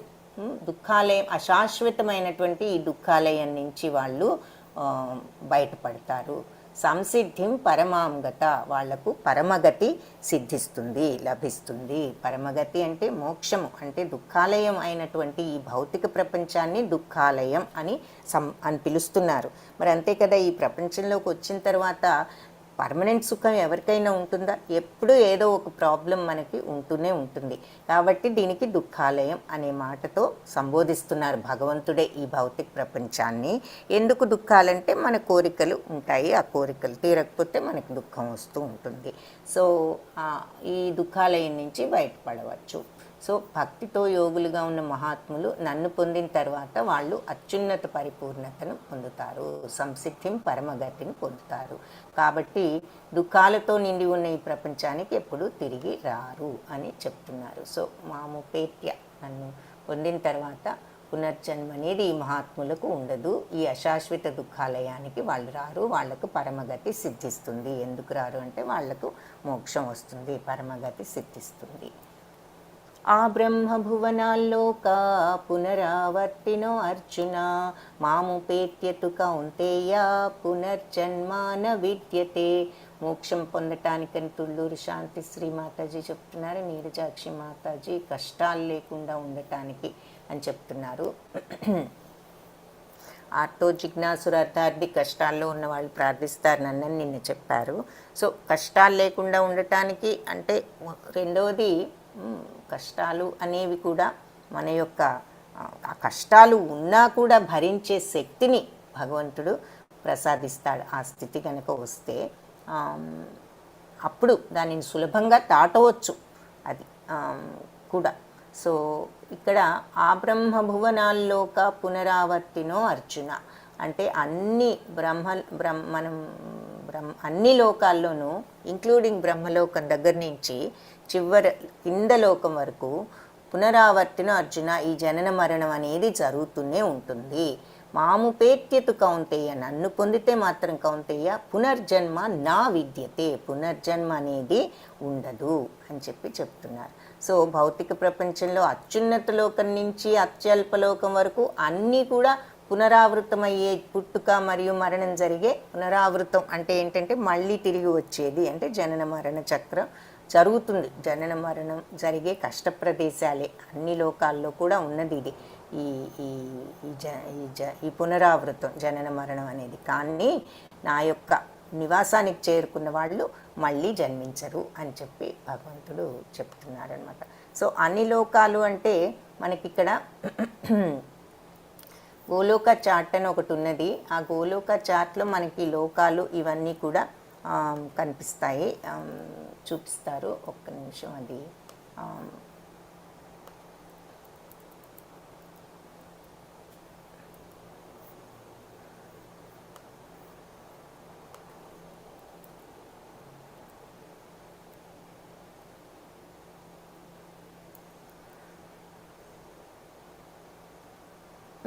సో ఆధ్యాత్మిక ప్రపంచానికి మన భౌతిక ప్రపంచానికి ఉన్నటువంటి తేడా ఏమిటి ఎవరైనా చెప్పగలిగితే చాట్ బాక్స్లో టైప్ చేయండి. మన స్పిరిచువల్ ఆధ్యాత్మిక ప్రపంచం భౌతిక ప్రపంచానికి ఉన్న తేడా ఏమిటి?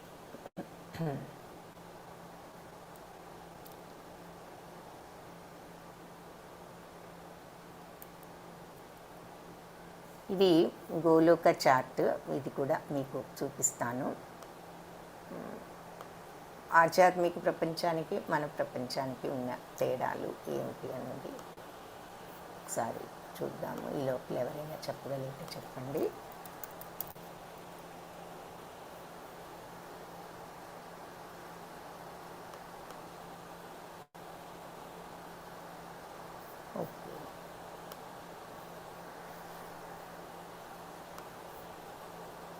హరే కృష్ణ కళ్యాణి మాతాజీ, గోలోక చార్ట్ కనిపిస్తోంది కదా? కనిపిస్తుంది మాతాజీ. ఓకే, మరి ధన్యవాదాలు. త్రివేణి మాతాజీ, మళ్ళీ పుట్టుక లేనిది ఆధ్యాత్మిక ప్రపంచంలో మళ్ళీ పుట్టుక అనేది ఉండదు. ఈ వెరీ గుడ్. భౌతిక ప్రపంచం అంటే మరి జనన మరణ పునరావృతం ఉంటుంది. భక్తిలో ఉండటం వల్ల ఆనందం మాత్రమే ఉంటుంది. Very good, very good Triveni Mataji. అది ఆధ్యాత్మిక ప్రపంచం. మన భౌతిక ప్రపంచంలో మరి మనకు అన్నిటికీ కూడా ఈ జనన మరణ పునరావృతం అనేది ఉంటుంది. సో ఏమిటి మన భౌతిక ప్రపంచం అని గనక మనం చూసినట్లయితే ఆ భౌతిక ప్రపంచం ఎలా ఉంటుంది అంటే ఇక్కడ ఒకసారి ఈ గోలోక చార్ట్ పోస్ట్ చేస్తారా మాతాజీ ఈరోజు గ్రూప్స్లో? కళ్యాణి మాతాజీ, హరే కృష్ణ. గోలోక చార్ట్ పోస్ట్ చేయండి మాతాజీ కొంచెం. హరే. సో హరే కృష్ణ మాతాజీ. ఈ భౌతిక ప్రపంచం అంటే మీరు ఇక్కడ చూసినట్లయితే ఇక్కడ మనకు కారణోదక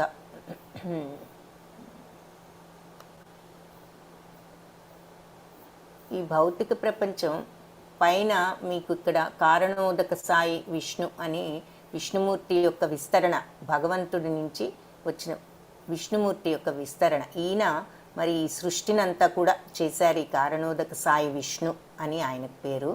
ఆ తరువాత ఆయన నుంచి నెక్స్ట్ విస్తరణ ఏది అంటే గర్భోదక సాయి విష్ణు.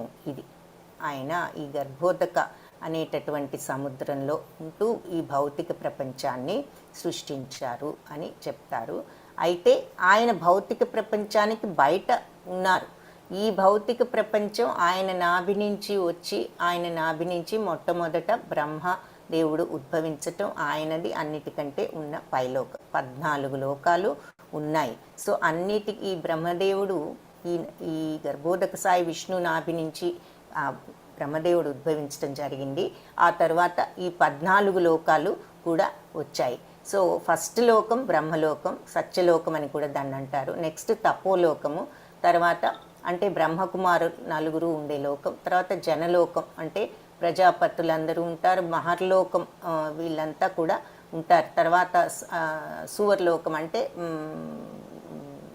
దేవతలు వాళ్ళు ఉండే స్వర్గలోకం, తర్వాత మరి భూలోకము, ఆ తర్వాత ఈ కింది లోకాలు ఇవన్నీ. సో ఇవన్నీ పైలోకాలు, మధ్యలో మన భూలోకాలు, ఆ తర్వాత కింది లోకాలు, అతల వితల సుతల తల అతల మహాతల రసాతల పాతాళ లోకాలన్నీ కూడా కింద ఉంటాయి. తర్వాత నరకలోకము. సో ఇవన్నీ కూడా మన భూమి మధ్యలో ఉంటుంది కాబట్టి మనం పైలోకాలు కింది లోకాలు అంటాం. పైలోకాలు సాధారణంగా పుణ్యలోకాలు అని, కింద లోకాలకు వెళ్తే అది కింది లోకాలు, దిగువ లోకాలు, అధలోకాలు అని కూడా అంటారు. సో ఈ భౌతిక ప్రపంచం ఈ గర్భోదక సాయి విష్ణు నుంచి ఉద్భవించింది. కానీ ఈ భౌతిక ప్రపంచంలో ఆయన లేరు. ఎవరున్నారు? ఆయన ఫామ్ లేదు. ఇది ఇక్కడ క్షీరోదక సాయి విష్ణు అనే ఫామ్లో విష్ణుమూర్తి భౌతిక ప్రపంచంలో ఉన్నారు. ఈ క్షీరోదక సాయి విష్ణు క్షీర అంటే మరి పాల సముద్రంలో లక్ష్మీదేవితో సహా ఆయన ఇక్కడ ఉన్నారు. శ్వేత దీపము అని అంటారు ఆ ఐలాండ్ని. ఆయన ఉన్నటువంటి సముద్రంలో ఆ చిన్న ఐలాండ్ శ్వేత దీపం. ఆ శ్వేత దీపంలో లక్ష్మీదేవితో సహా క్షీరోదక సాయి విష్ణు రూపంలో ఈ భౌతిక ప్రపంచంలో భగవంతుడు ఉన్నారు. ఆ క్షీరోదక సాయి విష్ణువే మరి భౌతిక ప్రపంచంలో ఉన్నారు. కాబట్టి ఆయనే ఈ అందరిలోనూ పరమాత్మ రూపంలో ఉన్నది ఎవరు అంటే ఈ క్షీరోదక సాయి విష్ణు విస్తరణ రూపమే. అది ఈ గోలోక చాట్. ఇకపోతే ఇక్కడ ఈ గోలోక చాట్లో మీకు ఇక్కడ హరే కృష్ణ మహామంత్రం భూలోకంలో మనం గనక జపిస్తే, ఇక్కడ చూస్తున్నాం భూలోకము, ఇక్కడ జపిస్తే ఈ హరే కృష్ణ మంత్రం ఎలా ప్రయాణం చేస్తుందో చూపిస్తున్నారు మనకి. ఇది ఇలా ప్రయాణం చేసి పైకి మీకు దారంలాగా కనిపిస్తుంది ఆ మంత్రం. మనం క్లోజప్లో చూస్తే మీకు తెలుస్తుంది. హరే కృష్ణ మంత్రం ఇక్కడ కనిపిస్తుంది కదా, అది అలా ప్రయాణం చేసి పైకి వెళ్తోంది. పైకి వెళ్ళిన తర్వాత ఇక్కడ హరిధామం వైకుంఠంలో నుంచి అది ఇంకా పైకి ఇలా ప్రయాణం చేస్తూ మళ్ళీ వైకుంఠంలో నుంచి వైకుంఠాన్ని దాటుకుని మళ్ళీ పైకి వెళ్ళి ఎక్కడికి వెళ్తోంది? ఇలా ప్రయాణం చేస్తూ ఇక్కడ భగవంతుడి గోలోకంలోకి వెళ్తోంది. గోలోక చాట్ అని చూపిస్తున్నారనమాట. సో అది అలా ప్రయాణం చేసి వెళ్తోంది. హరే కృష్ణ మంత్రం మనం ఎన్లార్జ్ చేస్తే మీకు కనిపిస్తుంది హరే కృష్ణ మంత్రం. సో అది ఇక్కడ మనకు అంటే భగవంతునికి మనం చెప్పే నామం ఎలా చేరుకుంటుంది అనేది ఇక్కడ చూపిస్తున్నారు. ఈ గోలోక చాట్ చదివితే మీకు ఈ విషయాలన్నీ కొన్ని తెలుస్తాయి. ఇది పోస్ట్ చేస్తారు, మీరు గ్రూప్స్లో చూసి తర్వాత మీరు చదువుకోవచ్చు. సో ఇక్కడ మనం ఎందుకు చూస్తున్నాం అంటే ఆ బ్రహ్మ భువనాల్లోక పునరావృత్తినో అర్జున అన్నారు. అంటే ఈ అన్ని లోకాల్లో కూడా ఈ జనన మరణం అనేది ఉన్నది అని చెప్తున్నారు. మనం చూసినటువంటి ఇప్పుడు ఈ ఈ 14 లోకాల్లో కూడా ఉన్నది అని, ఇవి 14 లోకాస్, ఇందులో అన్నిట్లో కూడా ఇది ఉన్నది అని చెప్తున్నారు. సత్యలోకం ఈ పైనున్న పైలోకాలు, కింది లోకాలు, మధ్యలోకాలు అన్నిట్లో కూడా ఈ 14 లోకాల్లో కూడా ఈ జనన మరణ పునరావృతం అనేది ఉన్నది అని చెప్తున్నారు.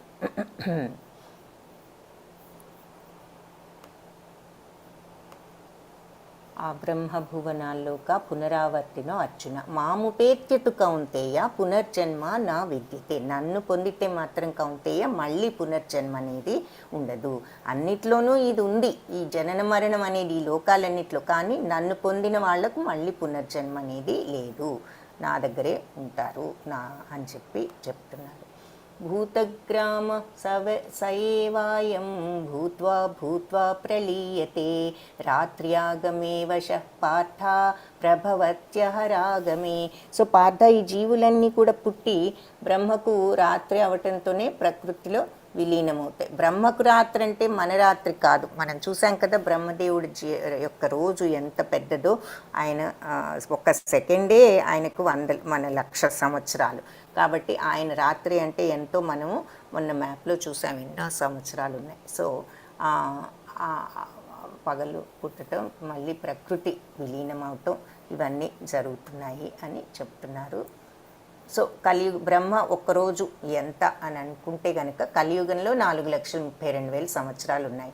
ద్వాపరయుగం కలియుగానికి 2 రెట్లు, కాబట్టి 8,64,000 సంవత్సరాలు. త్రేతాయుగం కలియుగానికి 3 రెట్లు ఉంది, కాబట్టి 12 లక్షల చిల్లర ఎంతో ఉంటుంది. సత్యయుగం కలియుగానికి 4 రెట్లు ఉంది కాబట్టి 4తో మల్టిప్లై చేస్తే 17 lakhs అండ్ చిల్లర, 17 లక్షల చిల్లర సంవత్సరాలు సత్యయుగం మొట్టమొదటి యుగంలో అనమాట ఉన్నాయి. సో ఈ 4 కలిపితే ఒక దివ్యయుగం అవుతుంది. సో దివ్యయుగంలో 43,20,000 సంవత్సరాలు ఒక దివ్యయుగంలో ఉన్నాయి. సో 1000 దివ్యయుగాలు కలిపితే ఒక పగలు బ్రహ్మకు, ఇలాంటివి 1000 కలిపితే. సో దీనిని 1000తో 1000తో మల్టిప్లై చేస్తే ఎంత అన్నది మనం చూస్తాం అన్నమాట. సో అన్ని సంవత్సరాలు బ్రహ్మదేవుడి యొక్క జీవితంలో ఒక్క రోజుతో సమానము. సో 10 లక్షలు. సో ఇది 1 మిలియన్. సో 864 మిలియన్ ఇయర్స్ అన్నమాట. అన్ని సంవత్సరాలు బ్రహ్మదేవుడి యొక్క ఒక్క రోజుతో సమానం అని ఇక్కడ మనకు చెప్తున్నారు. ఇకపోతే దివ్యధామం, భగవంతుడు యొక్క ధామం ఏమిటి అంటే, మరి భగవంతుడిని పొందుతామని అంటున్నాం, అసలు అది ఏమిటి అన్నది చెప్తున్నారు. అవ్యక్తోక్షర ఇత్యుక్తం అహు పరమాం గతిం యం ప్రాప్యాన నివర్తంతే తద్ధామా పరమం మమ. ఆ దివ్య నివాసం అవ్యక్తమైనది, వ్యక్తం కానిది, అక్షర నశింపులేనిది, ఇత్యుక్తస్ ఇలాంటిది ఆ పరమగమ్యము. తమ్మాహు పరమాం గతిం, అక్కడికి గనక వచ్చిన వాళ్ళు యం ప్రాప్యా నా నివర్తంతే, అది ప్రాప్తించిన వాళ్ళు మళ్ళీ తిరిగి రారు. తద్ధామ పరమం మమం, అలాంటి ధామము నాది. కాబట్టి దివ్య నివాసం వ్యక్తం కానిది, నశింపు లేనిది, పరమగమ్యము. ఇక్కడికి చేరుకున్న తర్వాత మళ్ళీ ఎవరు కూడా ఇంకా వెనక్కి రారు. అది నా యొక్క పరమధామము, సర్వోన్నత నివాసము అని చెప్తున్నా. అది తద్ధామ పరమం మమ, నా యొక్క ధామం అంత దివ్యమై పరంధామము అలాంటిది అని చెప్తున్నారు. సో ఆధ్యాత్మిక ప్రపంచం అక్కడ ప్రతి పదము పాటయే, ప్రతి అడుగు నృత్యమే అంటే అంతా కూడా ఆ నిత్యానందం ఉన్నప్పుడు ఇంకా ఏ కష్టం ఉండదు. భగవంతుడి మీద ఆ మనస్సు పెడితే వచ్చేటటువంటి ఆ పరమానందంలో. మరి మన భౌతిక ప్రపంచం కోరికల్లో ఉన్నప్పుడు మనకు ఇలాంటివి ప్రతిదీ కూడా ఈ కష్టాలు, బాధలు కలుగుతాయి. సో ఆధ్యాత్మిక స్వభావం శాశ్వతమైనది, తప్పులేనిది, అపరిమిత ఆనందం, అన్ని కోరికలు నెరవేర్చేది అన్నది ఇక్కడ మనం ఎలా అర్థం చేసుకుంటాము. కోరికలు అంటే కోరికలు కాదు, ఏ కోరిక లేని స్థితి. అన్ని కోరికలు ఎవరికి ఎప్పుడు నెరవేరవు, ఏ కోరిక లేని స్థితియే. మరి ఇందాక ధర్మరాజు సమాధానాల్లో కూడా చూసాం, కోరిక లేనివాడే ధనవంతుడని. కాబట్టి ఏ కోరిక లేని స్థితి ఆనందం, నిత్యానందం, బ్రహ్మానందంలో ఉండగలిగే స్థితి, ఆ శ్రేష్టమైనది, అత్యున్నత లోకం, తిరిగి రాని ప్రదేశం. నైతే శృతి పాఠాజానం యోగి ముహ్యతి కశ్చన తస్మాత్ సర్వేషు కాలేషు యోగయుక్తో భవ అర్జున. కాబట్టి ఇక్కడ ఈ రెండు మార్గాలు తెలిసిన వాళ్ళు దేనికి కూడా కలవరపడరు. అందుకని నువ్వు ఎప్పుడు తస్మాత్ సర్వేషు కాలేషు, అన్ని కాలాల్లో కూడా యోగయుక్తో భవ అర్జున, ఈ యోగంలో, ఈ భక్తి మార్గంలో నువ్వు స్థిరపడి ఉండు అని చెప్తున్నారు. ఇక్కడ ఈ రెండు మార్గాల్లో అన్న మాటకు అర్థం ఏమిటి అంటే,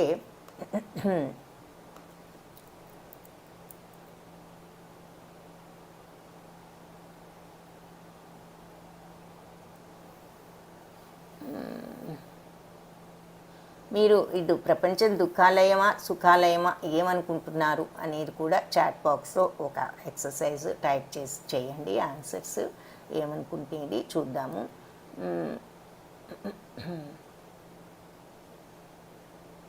సో ఆ రెండు మార్గాలు అంటే ఇక్కడ ఈ లోపల ఈ రెండు మార్గాలు అంటే ఏమిటన్నది ఒకసారి చెప్తాను. అంటే ఇక్కడ ఇచ్చారు కదా, ఈ రెండు మార్గాలు తెలిసిన భక్తులు ఎప్పుడు కూడా కలవరపడరు. అంటే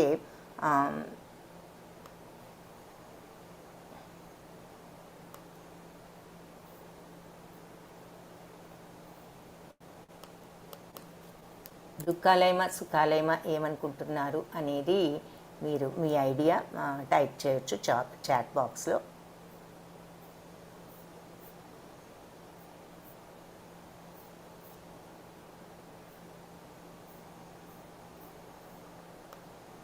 ఏమైనా ఆన్సర్స్ మీరు ఇవ్వగలిగితే.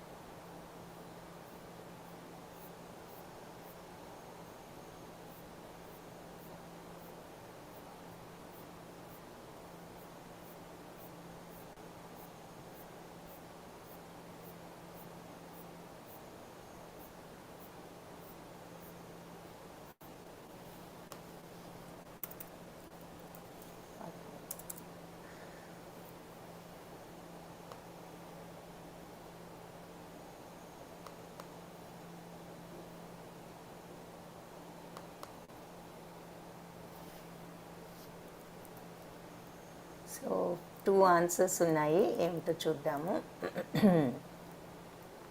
సో అంటే ఈ 2 మార్గాలు తెలిసిన వాళ్ళు దీనిలో కూడా ఓకే. త్రివేణి మాతాజీ సుఖాలు దుఃఖాలు అన్నీ భగవంతుని సృష్టిని బట్టే అంతా స్వామి మాతాజీ దుఃఖాలయం Shri Mataji. Yeah, very good.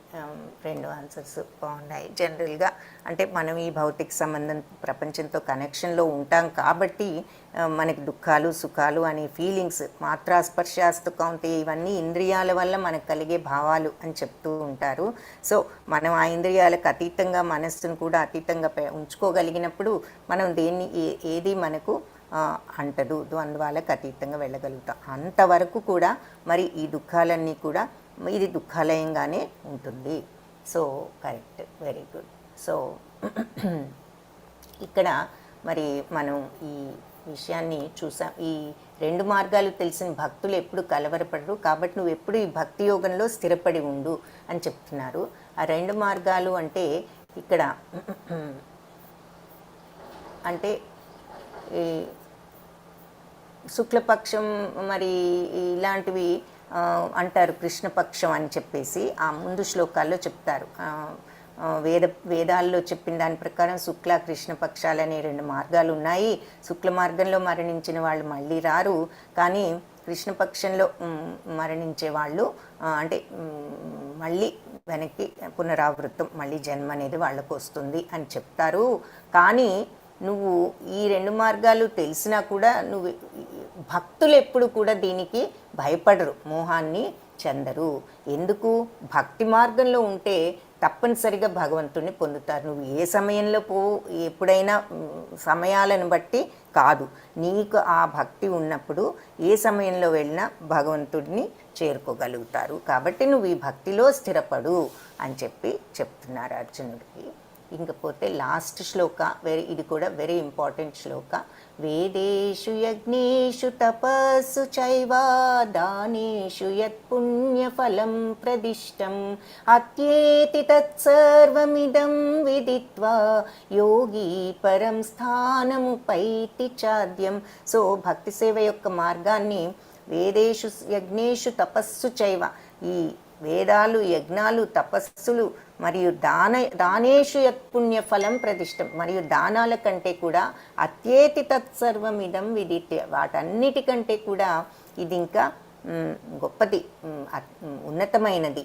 యోగి పరం స్థానం ఉపైతి చాద్యం. సో ఈ భక్తి మార్గం వీటన్నిటికంటే కూడా ఉన్నతమైనటువంటి మార్గము. అది